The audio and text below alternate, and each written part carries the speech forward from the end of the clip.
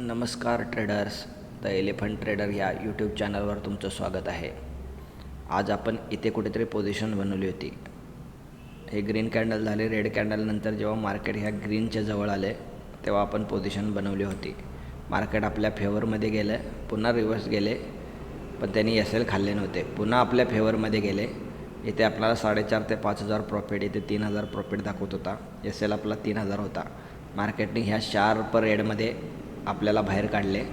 आता फेवरमध्ये जाईल का कुठे जाईल हे मार्केटच सांगेल. पण आज आपण रोज एकच ट्रेड घेतो. एक ऑप्शनमध्ये घेत असतो आणि एक फॉरेक्समध्ये घेत असतो. सो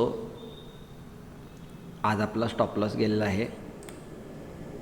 $29 हा लॉस झालेला आहे. याच्या मागचं रिझन समजून घ्या. मार्केट शार्प सेलिंगमध्ये आलं, बॅक टू बॅक कॅन्डल करत सेलिंगमध्ये आहे. जिथे इथे सपोर्ट घेतला होता त्याचासुद्धा लो क्लिअर केला आणि मार्केट कन्सोल्टेशन झालं. कन्सोल्टेशन झालून हे एक मुवमेंट झाली. या मुवमेंटमध्ये जेव्हा हे बाईंग झालं मार्केटमध्ये तेव्हा ह्या ओपनिंगला आपल्या एंट्री झाली.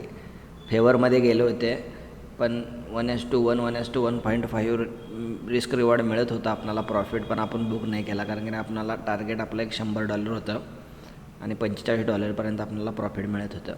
पुन्हा रिव्हर्स झाले. तुम्ही जर बघितलं तर इथे कुठेतरी आपला एल होता. हा एल मार्केटने खाल्ला नाही, इथूनच वर गेलं. पुन्हा ह्या शार्प रेडमध्ये एल खाल्ला आणि पुन्हा मार्केट आपल्या फेवरमध्ये जात आहे. जितकं मला मार्केट कळतं हे 100% मार्केट वरच जाईल. पण आपण आता दुसरा ट्रेड बनवणार नाही कारण की आपण एकच ट्रेड घेत असतो. ओव्हर ट्रेडिंग आपण अवॉइड करतो. आज ॲनालिसिस किंवा आज एंट्री चुकली तर उद्या आपण ते करेक्ट करू. पुन्हा आपण प्रॉपर एल आणि प्रॉपर टार्गेटसाठी थांबू. शनिवार आणि रविवारी फॉरेक्स मार्केट पण बंद असते, विशेषतः गोल्ड बंद असतं, फक्त क्रिप्टो सुरू असतं.